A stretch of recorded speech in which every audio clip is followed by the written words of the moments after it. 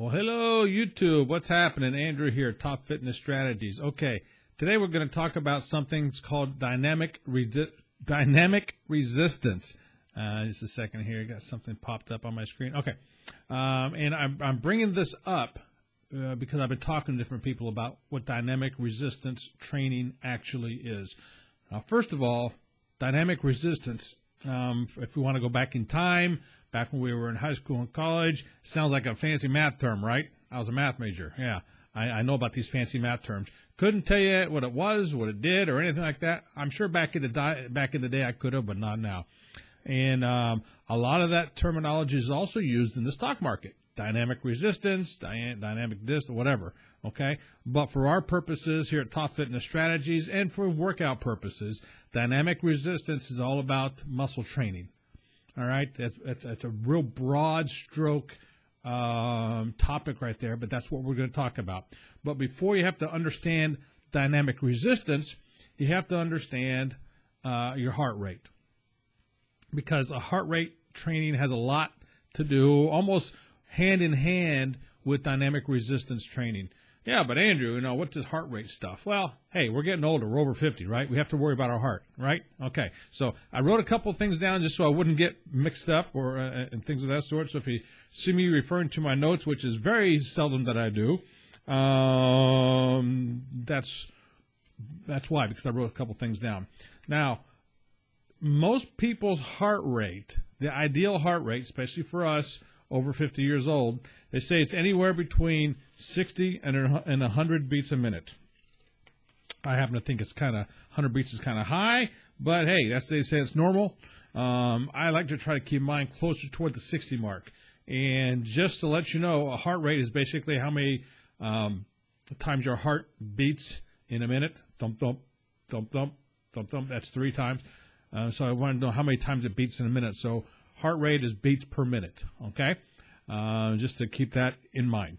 So the lower your heart rate, beats per minute, the better in shape you're going to be. Once again, these are broad strokes, and I'm not going to get into a whole lot of detail about anything. If you want to find that out, you can do kind of research on your own, because they're talking real nerdsville there, which is fine if you're a nerd, all right? Which I have several friends that like to look into all that kind of stuff. But keep in mind, the lower your heart rate, the better shape you're going to be in. The higher your heart rate, and I'm getting this from the American Heart Association. Matter of fact, let me get the exact website here as I'm talking to you to make sure I'm saying this correctly. Yeah, the American Heart Association, the AHA, okay? I'm not going to read it to you, but basically, in a nutshell, they're saying the higher your heart rate, the more prone you are to high blood pressure. Okay, so keeping that heart rate, your resting heart rate. Let me backtrack. Your resting heart rate, basically when you're not exerting yourself. And for instance, right now, if I would check my heart rate, because I'm talking, I'm doing all these motions and actions, my heart rate has elevated because it has to. And I'll get into that dynamic resistance in a second. But we're talking resting heart rate. The best time to check your resting heart rate is right when you get up in the morning. So says the American Heart Association. I also, sometimes when you're laying in bed at night, you haven't fallen asleep yet, but you're really relaxed, try checking your pulse rate there. And pulse rate / heart rate. To me, it's the same thing, okay? You check your pulse rate and see what it is. And that alone might keep you up thinking about it. But once again, your target is to get your resting heart rate between 60 and 100, preferably closer to 60. The lower it is, the better off you are, the more healthy you're going to be in the long run. Okay, so that being said, heart rate, people over 50. And I know I said I'm going to talk about dynamic resistance, but once again, it goes hand in hand.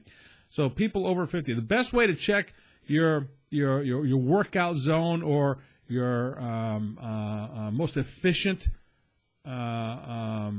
heart rate, or where you should be in your workout zone. Some people call it a fat burning zone.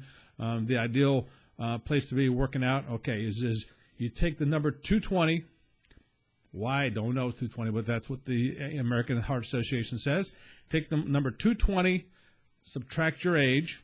So if you're 50, 220 minus 50 is what? 170 for all you math majors out there. Then you take that number, 170, and you multiply it by 80%. And you're going to get, what did I come up with earlier then? Gosh darn it. I just had it too. Let's see here. 220, okay, 170. I said 170. 80% of that is 136. Okay, so you're when you're working out, you want to keep your heart rate around 136 if you're 50 years old. Up or down, plus or minus 10 beats. Okay, that's what you want to do. All right, so what does that do? All right, all of a sudden you're working out, your heart rate starts pumping a little more.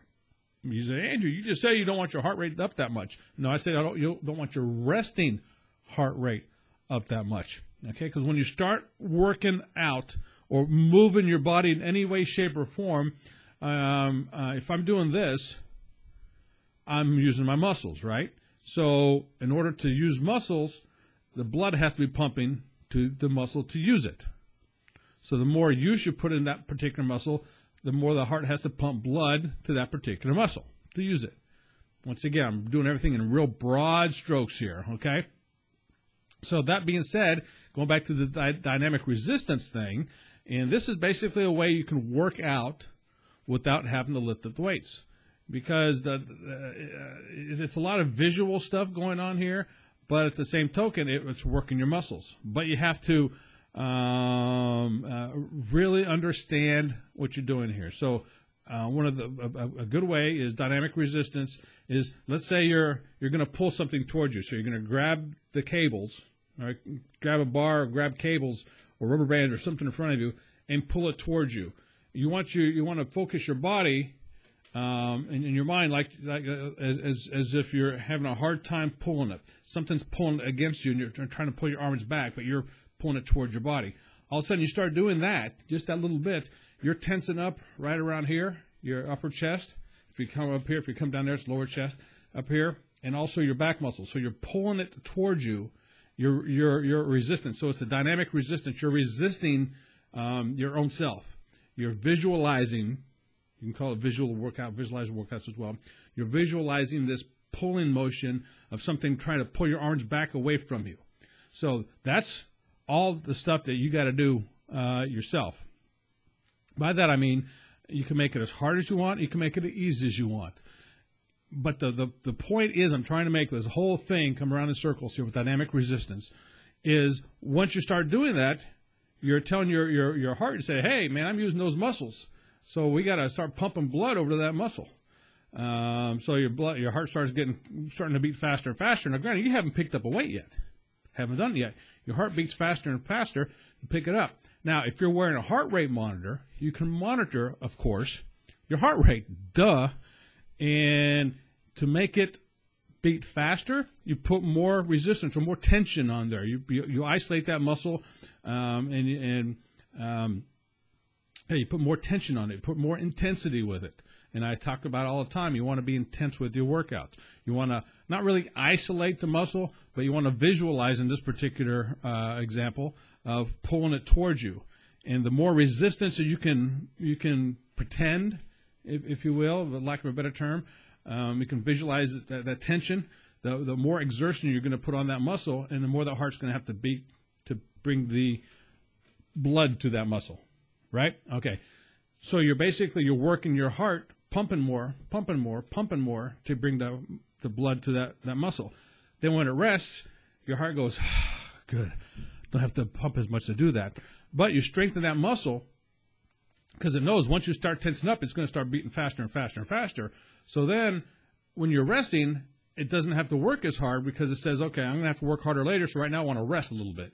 So he's coming back down. So the more you can do that, with dynamic resistance, putting tension on, making your muscle, your heart pump a little bit, the better off you're going to be in resting. And it's the same concept whether if you have weights or not, because all of a sudden you're using your muscles to lift that particular weight. Okay, dynamic resistance is pretending there's a weight on there, and you're focusing yourself on that. All right, I hope I'm making this clear, because in my mind it makes perfect sense, and I'm trying to relay this to you. So your heart's pumping the blood and the oxygen in the blood, and blah blah blah, and then it makes it stronger. So when it rests better. All right, if that makes any sense, it rests better. Not that you can rest better or worse, but you know what I'm talking about when you're at rest. So one way is to get your heart rate down. Now, it's not going to be, you do this today, your heart rate's going to be lower tomorrow. It's a progression thing, all right? Just like losing weight, just like building a muscle. All right, just because you do something today does not mean tomorrow you're going to be perfect. All right, it takes a while to go, just like anything. So think about that. And I'm going to get into more dynamic resistance. I'm going to post a couple of dynamic resistance workouts for you guys later on. Okay, but hey, if you're here, click the subscribe button wherever it is up here, and subscribe to the channel. Let me know what you think. If you have any questions, make sure I explain this to you properly. And look on the links below. Go to the website. Become part of the newsletter, because I'm also going to answer this question on the newsletter. I do a question and answer newsletter, and we'll go from there. Okay, so I'll stop it here. And this is Andrew, Top Fitness Strategies, all about dynamic resistance and heart rate. So until next time, this is me. Ciao.